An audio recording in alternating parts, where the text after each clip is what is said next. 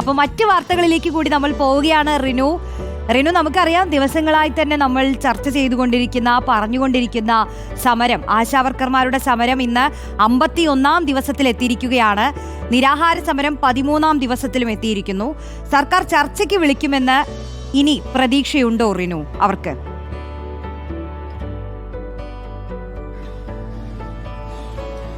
റോഷിനി, പ്രതീക്ഷ കൈവിടാതെ തന്നെയാണ് ആശാവർക്കർമാർ ഇന്നിപ്പോൾ 51-ാമത്തെ ദിവസത്തിലേക്ക് പോയിരിക്കുന്നു. സമരം, നിരാഹാര സമരം 13-ാം ദിവസത്തിലേക്ക് കടന്നിരിക്കുന്നു. നമുക്കറിയാം കഴിഞ്ഞ ദിവസം വലിയ ഒരു വൈകാരികമായിട്ടുള്ള സമരമുറയാണ് ഇവർ സ്വീകരിച്ചത്. സ്വന്തം തലമുടി, സ്ത്രീകളാണ് അവർക്ക് ഏറ്റവും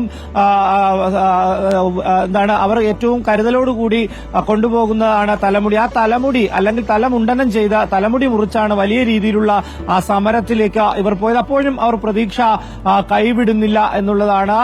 ഉടൻ തന്നെ സംസ്ഥാന സർക്കാർ ഇടപെടും, അല്ലെങ്കിൽ കേന്ദ്ര സർക്കാർ ഇതുമായി ബന്ധപ്പെട്ടുകൊണ്ട് ഒരു ഇടപെടൽ നടത്തും എന്നുള്ള ഒരു പ്രതീക്ഷ കൈവിടാതെ ഇന്നും ഇപ്പോൾ ഈ സമര രംഗത്ത് ഉണ്ട്, സജീവമായി തന്നെ സമരരംഗത്ത് ഉണ്ട്. ഇനി വരും ദിവസങ്ങളിൽ മറ്റേതെങ്കിലും തരത്തിലുള്ള സമരമുറകൾ ഇവർ സ്വീകരിക്കുമോ എന്നുള്ളതാണ്, ഉണ്ടാകാൻ തന്നെയാണ് സാധ്യത. എന്തായാലും ഓണറേറിയം വർധനവ് ഉൾപ്പെടെ ആവശ്യപ്പെട്ടുകൊണ്ടുള്ള ഈ സമരം ഇന്നിപ്പോൾ 51-ാം ദിവസത്തിലേക്ക് കടന്നിരിക്കുന്നു. നിരാഹാര സമരം 13-ാം ദിവസത്തിലേക്കും എത്തി നിൽക്കുകയാണ്. റോഷ്നി. യെസ് റിനു, മറ്റൊന്ന് MBA ഉത്തരക്കടലാസുകൾ നഷ്ടമായ സംഭവം, അതിൽ VC വിളിച്ച അടിയന്തര യോഗം ഇന്നാണല്ലേ?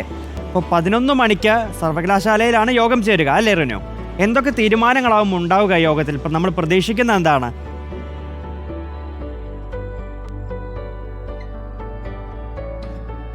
വെങ്കടേഷ്, ഇന്ന് 11 മണിയോടുകൂടിയാണ് വൈസ് ചാൻസലർ വിളിച്ചു ചേർത്ത യോഗം സർവകലാശാല ആസ്ഥാനത്ത് നടക്കുക. രാവിലെ 11 മണിക്ക് യോഗം ആരംഭിക്കും എന്നുള്ളതാണ്. ഈ രജിസ്ട്രാർ ഉൾപ്പെടെയുള്ള, അതുപോലെ തന്നെ ഈ പരീക്ഷാ ചുമതലയുള്ള ഉന്നത ഉദ്യോഗസ്ഥർ ഉൾപ്പെടെയുള്ളവർ ഈ യോഗത്തിൽ പങ്കെടുക്കും. അതിനുശേഷം 12 മണിയോടുകൂടി സിൻഡിക്കേറ്റ് യോഗവും ചേരുമെന്നുള്ളതാണ്. ഇതിനുശേഷം മാത്രമായിരിക്കും പോലീസിൽ പരാതി നൽകുന്ന അല്ലെങ്കിൽ കേസുമായി മുന്നോട്ട് പോകുന്ന കാര്യങ്ങളിൽ ഉൾപ്പെടെ തീരുമാനമെടുക്കുക. ഒപ്പം ഈ തുടർന്ന് പരീക്ഷ വീണ്ടും നടത്തേണ്ടതായിട്ടുണ്ടോ എന്നുള്ളൊരു തീരുമാനവും ഇന്നത്തെ യോഗത്തിൽ ഉണ്ടാകും. പക്ഷേ കുട്ടികൾ കഴിഞ്ഞ ദിവസം ഉന്നത വിദ്യാഭ്യാസ വകുപ്പ് മന്ത്രിക്ക് ഉൾപ്പെടെ കത്ത് നൽകിയിട്ടുണ്ട്.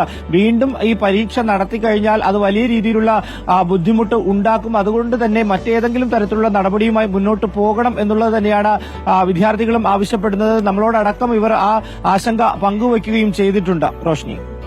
ഓക്കെ, മറ്റൊന്ന് റിനു, ശബരിമല ക്ഷേത്രനട ഇന്ന് തുറക്കും. പൈങ്കുനി ഉത്ര ഉത്സവത്തിനും വിഷു മഹോത്സവത്തിനും മേടമാസ പൂജകൾക്കുമായാണ് നട തുറക്കുന്നത്. അപ്പോൾ വലിയ തിരക്കുണ്ടാവുമല്ലേ ഇനി?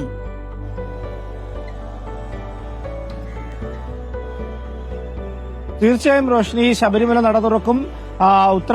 അതുപോലെ തന്നെ വിഷു പൂജ ഉൾപ്പെടെയുള്ള പൂജകൾക്ക് വേണ്ടിയിട്ടാണ് നട തുറക്കുന്നത്. വലിയ ഭക്തജന തിരക്ക് വിഷുവിനോടനുബന്ധിച്ച് എല്ലാ കൊല്ലവും ശബരിമലയിൽ ഉണ്ടാകും എന്നുള്ളത് തന്നെയാണ്. അതുകൊണ്ട് തന്നെ എല്ലാ രീതിയിലുള്ള സുരക്ഷാ ക്രമീകരണങ്ങളും ഭക്തർക്ക് എത്തുവാൻ വേണ്ടിയിട്ടുള്ള എല്ലാ രീതിയിലുള്ള സംവിധാനങ്ങളും ദേവസ്വം ബോർഡിന്റെ ഭാഗത്ത് നിന്ന് ഒരുക്കും.